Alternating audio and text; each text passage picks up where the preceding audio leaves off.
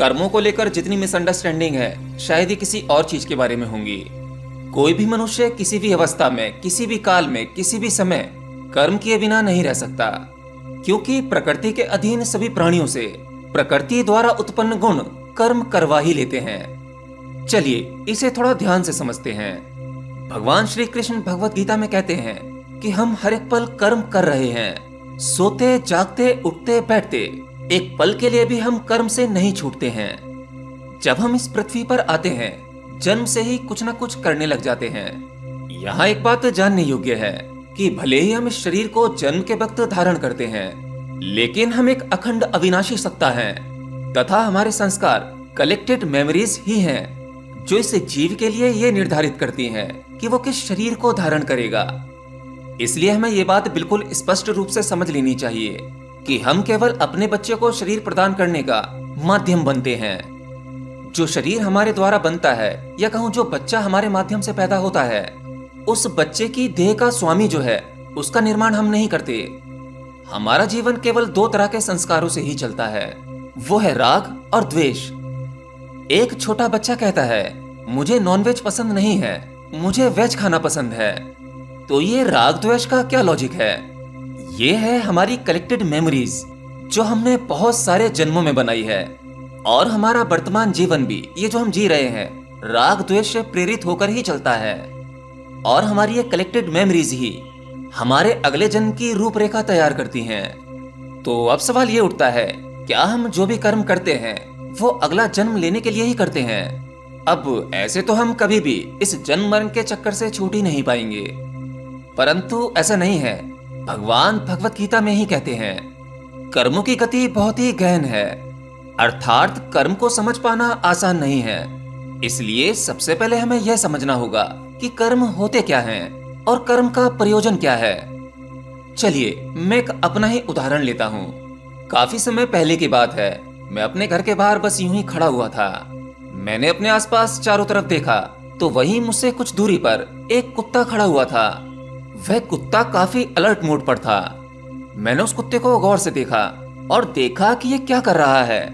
तब मेरे द्वारा ऑब्जर्व करने पर यह पता लगा कि वह कुत्ता दूर बैठे एक कबूतर को देख रहा है। मैंने उस कबूतर को देखा। कबूतर कुछ बीमार सा लग रहा था, शायद वो उड़ नहीं सकता था। तभी अचानक से उस कुत्ते ने उस कबूतर की ओर दौड़ लगाई और लपक कर उसे पकड़ लिया। मैं कुछ समझ पाता इतनी देर में उस कुत्ते ने उस कबूतर को मार दिया और उसे खा गया। मैं क्या ही कर सकता था। कुछ देर मुझे अफसोस होता रहा कि शायद मैं उस कबूतर की जान बचा सकता था। मेरे अंदर उस कबूतर के लिए काफी दया आ रही थी। फिर मैं चुपचाप अपने घर के भीतर आ गया और अपने कमरे में अपने आप को मैंने अकेला बंद कर लिया और मैं चिंतन करने लगा कि अभी जो कुछ मैंने देखा उसमें सही क्या है, गलत क्या है, धर्म क्या है, अधर्म क्या है। क्या उस कुत्ते ने वाकई कोई पाप किया है या पाप मेरे द्वारा हुआ है? कुछ दिन तक ये सवाल मेरे दिमाग में चलता रहा कि बड़ा जानवर छोटे जानवर को मार देता है। एक कुत्ते ने कबूतर को मारा तो मेरे भीतर कबूतर के प्रति दया भावना आई। अगर कोई शेर उस कुत्ते को मारता तो मेरे भीतर उस कुत्ते के प्रति दया भावना जागती, और अगर शेर को कोई मारता तो उसके प्रति मेरे भीतर दया आती। ये सब चक्कर क्या है? हमारे कर्मों के अनुसार हमारे जीवन में स्थिति परिस्थितियां आती हैं। हम कुछ गलत कर्म करते हैं तो हमें उसकी सजा मिलती है।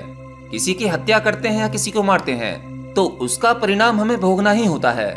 पर एक जानवर जो अपने से छोटे जानवर को खा जाता है या उसे मार देता है, तो क्या भगवान उसे उसके कर्मों की सजा देते हैं? इंसान के केस में तो ऐसा होता है, अगर कोई इंसान किसी जानवर को मारता है तो उसे उसके कर्म की सजा मिलेगी। ये सवाल काफी कंफ्यूजिंग थे। कुछ दिनों बाद इस प्रश्न का उत्तर मुझे भगवत गीता में मिला। भगवान भगवत गीता के अंत में कहते हैं कि हे अर्जुन, कर्मों के सिद्धांत से मुक्त होने के लिए तू ये सुन। जिस कर्म के साथ कर्ता जुड़ जाता है, क्रिया प्लस कर्ता, तब कर्म का निर्माण हो जाता है और फिर उसी कर्म के प्रारब्ध बन जाते हैं, अर्थात उस कर्म का फल निर्धारित हो जाता है। चलिए कर्म के सिद्धांत को एक और अच्छे से एग्जाम्पल से समझते हैं, जो मेरे जीवन की एक सच्ची घटना है। एक बार की बात है, मैं और मेरे एडिटर साहब सूर्यदेव गुप्ता, हम दोनों अपने ऑफिस से घर वापस जा रहे थे। उनका घर रास्ते में ही पड़ता था, तो मैंने सोचा उन्हें रास्ते में ही ड्रॉप कर दूंगा। मेरे पास बाइक थी और एक ही हेलमेट था। जबकि पीछे बैठने वाले को भी हेलमेट चाहिए होता है। पर मैंने सोचा घर है ही कितनी दूर, 2 किलोमीटर, आराम से बाइक चलाऊंगा और उन्हें ड्रॉप कर दूंगा। तो मैंने हेलमेट पहन लिया था क्योंकि बाइक मुझे चलानी थी। हम थोड़ी ही दूर पर पहुंचे, वहां एक ट्रैफिक पुलिस वाले ने हमें हाथ दे दिया और कहा आपका चालान होगा। मुझसे गाड़ी के पेपर्स मांगे गए। मैंने अपनी बाइक के पेपर्स दिखाए और उस ट्रैफिक पुलिस वाले ने मेरा 100 रुपए का चालान किया। मैंने हाथ के हाथ वो चालान भर दिया। फिर अगले दिन मेरे एडिटर ने मुझसे पूछा, क्या अजीब रूल हैं, आपने तो हेलमेट पहना हुआ था, आप बाइक भी ठीक चला रहे थे, बाइक आराम से चल रही थी, तो आपने तो कोई गलती की ही नहीं, हेलमेट मैंने नहीं पहना था तो चालान मेरा कटना चाहिए था। मैंने उसकी तरफ देखा और मुस्कुराया। मैंने कहा ऐसा नहीं है, दरअसल बाइक मैं चला रहा था, भगवान न करे अगर कोई दुर्घटना हो जाती तो शायद तुम्हें चोट आ सकती थी, और क्योंकि बाइक मैं चला रहा था मैंने तुम्हें अपनी बाइक के पीछे बिठाया था, वो भी विदाउट हेलमेट, तो उस चोट का कारण मैं होता, तो इसलिए चालान मेरा ही कटना चाहिए था। मेरी इस बात को सुनकर मेरे एडिटर को जीवन का एक गहरा सूत्र पता चला कि गाड़ी में बैठने वाले पर ट्रैफिक रूल लागू नहीं होते हैं, रूल गाड़ी चलाने वाले पर लागू होते हैं। यही बात कर्म पर लागू होती है। क्रिया शुरू होती है और खत्म हो जाती है। क्रिया का कर्म तभी बनता है जब क्रिया के साथ कर्ता जुड़ जाता है। जैसे हमने खाना खाया, ये कर्म है, क्योंकि वहां पर कर्ता मौजूद है कि मैं खाना खा रहा हूं। लेकिन आप सोचो, जब एक बार खाना पेट के अंदर गया तो क्या कभी हमें अभिमान होता है कि मैं खाना पचा रहा हूं? खाना पचाना एक क्रिया है, यहाँ कर्ता मौजूद नहीं है, क्योंकि आप खाना खाने के बाद ये नहीं कहते कि मैं खाना पचा रहा हूं। तो जहां जहां क्रिया के साथ मैं जुड़ा है वहां कर्म का निर्माण होता ही है, और इस कर्म से कर्म फल इच्छा का निर्माण होता है, और फिर पाप पुण्य शुभ अशुभ ये सभी धंधे शुरू हो जाते हैं। भगवान श्री कृष्ण कहते हैं परमात्मा की सृष्टि में कर्म नहीं है, क्योंकि वहां कर्तव्य अभिमान नहीं है। भगवान कहते हैं कि ना मैं कर्म का निर्माण करता हूँ, ना ही कर्तव्य अभिमान का, और ना ही कर्म फल मेरे द्वारा दिए जाते हैं। ये सब प्रकृति में होता है। उदाहरण के लिए, एक माँ को अपने बच्चे से प्यार होता है। ध्यान देना, यहाँ माँ अपने बच्चे से प्यार करती नहीं है, वो तो बस स्वाभाविक होता है। एक लड़का लड़की से प्यार करता है, उनका प्यार होता नहीं, इसलिए लड़का लड़की कहते हैं I am fallen in love, हम प्यार में गिरते हैं। तो जब लड़का लड़की प्यार में गिरते हैं तो चोट लगना तो स्वाभाविक है। जब एक औरत माँ बनती है तो सब उसे बच्चे की देखभाल करने की सलाह देते हैं। कोई ये नहीं कहता या सिखाता कि उसे अपने बच्चे से प्यार कैसे करना है। एक माँ का अपने बच्चे से प्यार, ये ईश्वरीय सृष्टि की एक क्रिया है। एक लड़के का लड़की से प्यार, ये जीव सृष्टि के कर्म है। एक उदाहरण और लेते हैं। गंगा नदी को सनातन धर्म में माँ के समान समझा गया है, तथा गंगा का जल बहुत ही शुद्ध माना गया है। माँ गंगा जब गौमुख से निकलकर गंगा सागर की ओर बहती है तो ये करोड़ों लोगों की प्यास बुझाती है। तब गंगा को इसका पुण्य नहीं मिलता, और यही गंगा जब विकराल रूप धारण करके सुनामी बनकर अनेकों गांव और लोगों का नाश कर देती है तो गंगा को इसका पाप भी नहीं लगता, क्योंकि गंगा का बहना ये क्रिया है। गंगा जी में कर्तव्य का अभिमान नहीं है, अर्थात वहां कर्ता मौजूद नहीं है, इसलिए वहां पाप और पुण्य जैसा कुछ नहीं है। इसलिए भगवान श्री कृष्ण भगवद गीता में कहते हैं, जिस मनुष्य में मैं कर रहा हूं ऐसा भाव नहीं है, तथा जिसकी बुद्धि कर्म में लिपायमान नहीं है, वो अगर संसार में सभी लोगों को मार डाले तो भी ये कर्म ना उसे लगता है और ना वो इस कर्म के द्वारा बंधता है। जैसे अगर हम सपने में किसी व्यक्ति की हत्या कर देते हैं तो क्या जागने के बाद हमें उस चीज का पछतावा होगा? क्या हम पर कोई पुलिस केस बनेगा? नहीं, क्योंकि स्वप्न अवस्था में बुद्धि होती ही नहीं, वहां सिर्फ मन कार्य करता है। उसी प्रकार अगर कोई व्यक्ति इस संसार रूपी स्वप्न से ऊपर उठ गया है, वो व्यक्ति जगत में कुछ नहीं करता, परमात्मा उसके माध्यम से अपना कार्य करवाते हैं। और जितने भी हमारे बड़े साधु संत हुए, उन्होंने कभी कोई कार्य मैं कर रहा हूँ ये सोचकर नहीं किया, बल्कि उनके माध्यम से हरि इच्छा द्वारा वो सभी कार्य संपन्न हुए। उनमें ऐसा भाव होता है। भगवान कहते हैं कि मनुष्य देह में प्रकट होने के बाद कर्म तो करने ही पड़ेंगे, क्योंकि मैं भी जब शरीर के रूप में इस पृथ्वी पर अवतार लेता हूँ मैं भी कर्म करता हूँ, इसलिए कर्म से कोई नहीं बच सकता।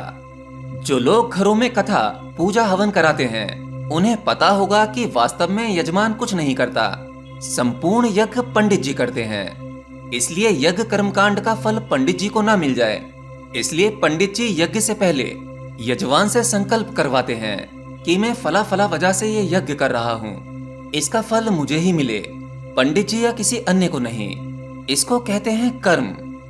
इसमें 4 चीजें हो गईं: कर्म करने का संकल्प, क्रिया, कर्तव्य अभिमान और कर्म फल इच्छा। कर्म करने का संकल्प, कर्तव्य अभिमान और कर्म फल इच्छा, ये 3 चीजें मैं से उत्पन्न होती हैं। अर्थात कर्म करने का संकल्प मैंने किया, कर्तव्य अभिमान मेरा है और इस कर्म के द्वारा फल मुझे ही मिले, इसे शास्त्र विधि में भोग कहा जाता है। परंतु ये तीनों चीजें तो हैं, लेकिन कर्म फल भगवत को अर्पण कर देते हैं, तो इसे कर्म योग कहा जाता है।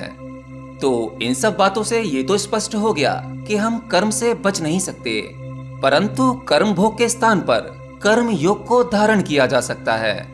अर्थात सभी कर्म उस परमात्मा को समर्पित किए जा सकते हैं जिसमें आपका कर्ता मौजूद नहीं होता। जिस दिन हमारे संस्कारों का अकाउंट 0 हो गया, उस दिन हम परमात्मा के साथ एक स्वरूप हो जाएंगे। जब हम जीवन के प्रत्येक कर्म को परमात्मा के साथ जोड़ देते हैं, तब हमारे जीवन का हर एक अनुभव आध्यात्मिक साधना बन जाता है। उदाहरण के लिए, बचपन में हर एक मनुष्य ने अग्नि को कभी न कभी स्पर्श अवश्य किया होगा। तब आप अपने मन से पूछिए, क्या आपके मन में अग्नि के लिए प्रेम है या द्वेष? कुछ भी नहीं है, न राग न द्वेष, क्योंकि हमने उस कर्म के द्वारा सीखा कि अग्नि गर्म होती है, इसको हाथ नहीं लगाना चाहिए। हम अक्सर सबसे बड़ी गलतियां यही करते हैं कि हम कुछ सीखते नहीं हैं। एक बार कहीं पर रामायण की कथा चल रही थी, तो जो कथावाचक थे वो बड़े ही करुणा भाव में कथा कह रहे थे। वो बता रहे थे कि जब रामचंद्र जी को वनवास हो गया, तो उस समय जब वो अयोध्या से जा रहे थे, तब दशरथ कैसे रो रहे थे। कथावाचक उसको बड़े विस्तार से बता रहे थे। तब मेरे एक मित्र ने पूछा कि देखो पब्लिक कैसे रो रही है, आप इस पर क्या कहना चाहोगे? मैंने कहा ये सब बेवकूफ हैं, क्योंकि इन्होंने रामायण से कुछ सीखा ही नहीं। मेरी इस बात पर मेरे मित्र ने कहा, तो आपने क्या सीखा? मैंने कहा, देखो, हमने रामायण के इस प्रसंग से ये सीखा कि अगर स्वयं भगवान भी आपके पुत्र बनकर आ जाएं, तो भी अगर आप में ज्ञान की कमी है, तो आपकी मृत्यु का कारण वो आपका पुत्र ही बनेगा।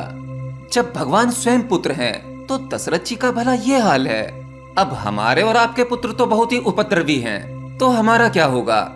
और दूसरी तरफ हमने भगवान राम से ये सीखा कि जब उन्हें राजा बनने के लिए कहा गया, तो वो बिल्कुल शांत थे, और जब उन्हें वनवास में जाने के लिए कहा गया, तब भी वो उतने ही शांत थे, क्योंकि भगवान राम ने 10 साल की उम्र में ही भगवान वशिष्ठ से योग वशिष्ठ का ज्ञान प्राप्त कर लिया था। इसलिए भगवान जानते थे ये जगत कुछ नहीं है, ये मेरा ही विस्तार है। मैं चाहे महल में रहूं या जंगल में, क्या फर्क पड़ता है? जब कोई कार्य शुरू करने से पहले आपकी मन की स्थिति तथा कार्य खत्म होने के बाद आपकी मन की स्थिति एक जैसी शांत और प्रसन्न रहती है, तब उस कार्य का आप पर कोई भी संस्कार नहीं पड़ता। तथा जब हम उस कार्य से कुछ सीखकर अपनी पुरानी धारणाएं समाप्त कर देते हैं, तब हमारे पुराने संस्कार धीरे धीरे कम होने लगते हैं। यही सभी कर्मों का प्रयोजन है।